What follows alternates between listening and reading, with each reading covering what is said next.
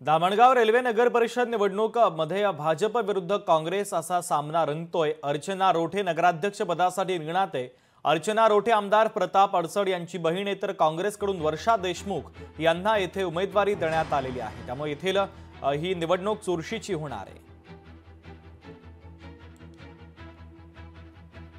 जनतेमधून प्रचंड प्रतिसाद आहे। मागच्या 15 वर्षांमध्ये जे आपण भारतीय जनता पार्टीच्या इथे सत्ता असताना जे काही कामं केले, तर त्या कामांचं फलित म्हणून लोकांचा हा प्रतिसाद आहे, असं आम्ही या प्रतिसादाकडे बघतो।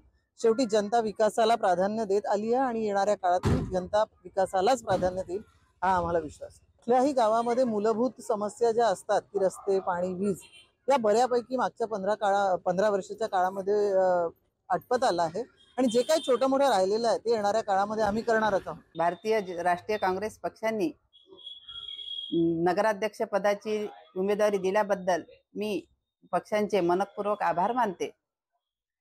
निवडणुकीला समोर जाण्याचे वेळेस कारण आहे की जो 15 वर्षापासून भाजप पक्षांची एक हाती सत्ता असताना सुद्धा जो विकास व्हायला पाहिजे होता तो विकास दिसून येत नाही। वीरेंद्र भाऊ जगताप यांच्या नेतृत्वात नक्कीच चांगला विकास जे जनतेला हवा आहे ते आम्ही करू आणि जनता आम्हाला नक्कीच विजय करून देईल अशी मी अपेक्षा करते। लोकशाही मराठी ऐका, पहा, जागरूक रहा।